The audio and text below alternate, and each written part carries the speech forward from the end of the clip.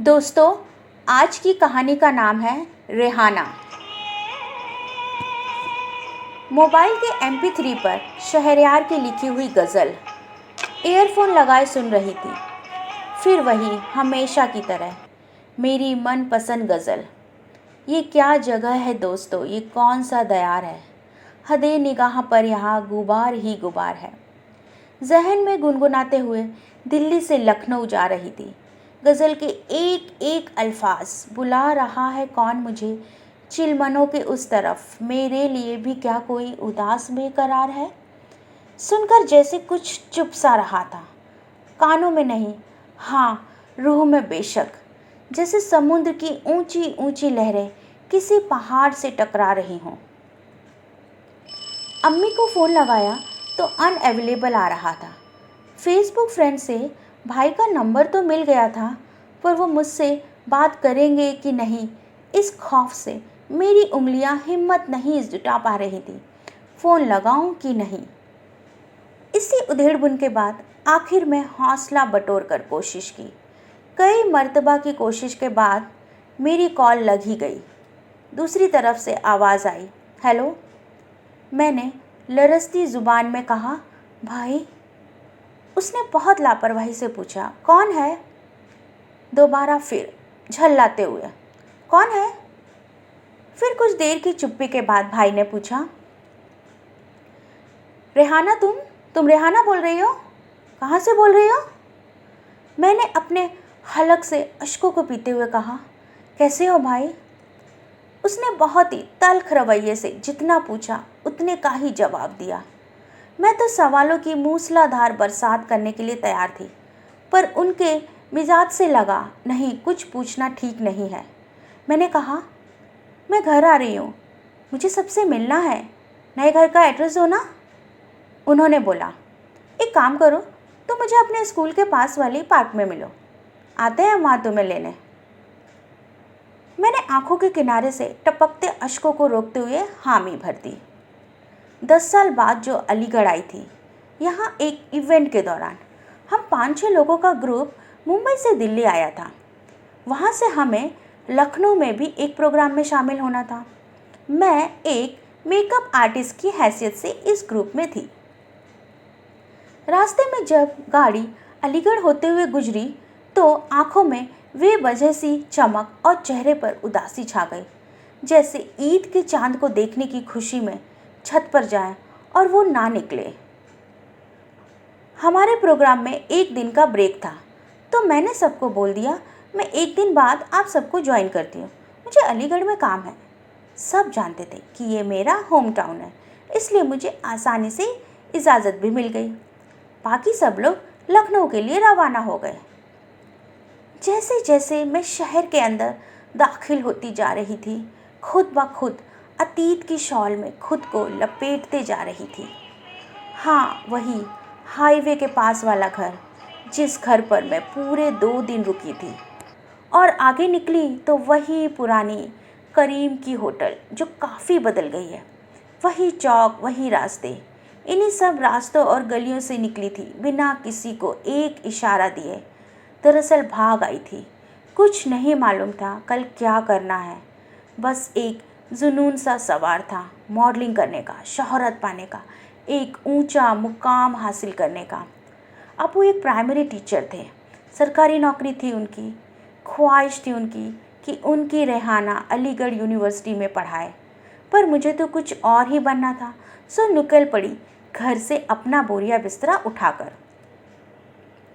एक छोटे से शहर के एक छोटे से घर में कहाँ बड़े बड़े सपने सच करने के लिए बड़े बड़े दरवाज़ों से होकर गुजरने का हुनर कोई सीखने देता है। सीखना तो दूर की बात है, उनकी तरफ देखना भी गुनाह होता है। हमें तो बंधन, रस्मों और रिवाज, इन्हीं में फंसकर गुम होना पड़ता है। ना तो मुझ में ऐसी कोई दिलचस्पी थी किसी भी तरह की डिग्री लेने में, और ना ही लेक्चरर या प्रोफेसर बनने में। मुझे ये सब बड़ा नागवारा था। घर का सख्त माहौल, हमें ज़्यादा फिल्में देखने की आज़ादी नहीं थी, और मुझे तो फिर मॉडल बनना था। मिस इंडिया या फिर उससे ज़्यादा मिस वर्ल्ड, एक अदाकारा, बहुत फेम, बहुत शोहरत। मैं रेहाना, मैं उड़ना चाहती थी, बहुत दूर तक, एक ऐसा परिंदा जिसे कोई ना रोके, कोई ना टोके, जिसके लिए कोई पिंजरा ना बने, और बस निकल गई अपने घर से। कुछ नहीं मालूम था कैसे करूँगी, पर ये मालूम था कि उड़ना है, आसमां पर रोशन होना है चिराग बनकर। एक सहेली क्या रुकी थी इसी हाईवे वाले मकान में। जब तक मुंबई जाने की टिकट नहीं मिली थी यहीं ठहरी थी। उसकी सहेली को मैं ठीक से जानती भी नहीं थी, ठीक से उसे शुक्रिया तक नहीं कहा था। और यहाँ से तकरीबन 10 किलोमीटर शहर के दूसरे छोर पर था हमारा घर। अब तो खैर घर बदल गया है, बस बदला कुछ नहीं तो मेरे इस शहर का मिजाज। वैसे भी मिजाज कहाँ किसी के बदलते हैं। काफ़ी बरसों बाद पता चला कि फैमिली ने शर्मिंदगी की वजह से मकान बदल लिया है, और ना ही अब्बू ना भाई, किसी ने भी हमसे किसी भी तरह का कोई वास्ता नहीं रखा, और सबको हिदायतें थी हमसे किसी भी तरह का कोई भी वास्ता ना रखा जाए। क्यों आज मैं वो परिंदा बन बैठी थी कि शाम ढलने के साथ मुझे अपने घोंसले में वापस तो जाना था, पर लौटना नहीं था। एक खौफ भी था, क्योंकि वो घोंसला अब मेरा नहीं रहा। चिड़ियों के बच्चों के पंख निकलने पर जैसे वो उड़ जाते हैं, वैसे ही तो उड़ गई थी मैं। इसी बीच मैंने अम्मी को कॉल लगाई। बात तो हो गई थी, पर वो मुझे बहुत ज़्यादा खौफज़दा लगी। आज यूँ ना घर जाने से पहले 100 मर्तबा सोचती जाऊँ कि ना जाऊँ। क्या इस कश्मकश के पीछे मेरी कोई बचकानी ज़िद थी, मानो जैसे चांद ज़मीन पर लाना हो, ऐसी कोई ज़िद। और इस ज़िद में मैं अपनी दरख्तों से दूर होती गई, या फिर मेरी तकदीर के साथ खेला हुआ कोई जुआ। घर से भाग गई थी ऊंची उड़ान के सपने और खूब सारे हौसलों के साथ, और मुट्ठी भर रुपए हाथ में लेकर। कुछ दिन दोस्त सहेलियों ने भी साथ दिया, पर धीरे धीरे सबकी फुर्सतों में पाबंद लगने लगे, और किसी और के कंधे पर बंदूक रखकर कब तक अपने हौसलों की जंग लड़ती। वक्त की रफ्तार के साथ मैं एक मेकअप आर्टिस्ट ज़रूर बन गई थी। कुछ खास शोहरत तो नहीं मिली थी, पर हाँ, गिरते संभलते एक मुकाम ज़रूर बना लिया था। काफ़ी देर से इंतज़ार कर रही थी, पर ना तो भाई का फ़ोन आया और ना ही मेरा फ़ोन लग रहा था। क्या खोया क्या पाया कि बारीकियों से निकलकर जब पीछे मुड़कर देखती हूँ तो पाती हूँ कितने साल महीने गुजर गए भाई को देखे, कितने साल गुजर गए अब्बू से ईदी लिए हुए, और कितने साल महीने निकल गए अम्मी के हाथ की सेवइयाँ खाए हुए। मैंने वापस कॉल ट्राई की। Number out of coverage area आ रहा था, और मैं भारी कदमों के साथ एक बार फिर इस शहर से रुखसत हो रही थी, उसी गज़ल को जहन में गुनगुनाते हुए, गुबार को छुपाते हुए।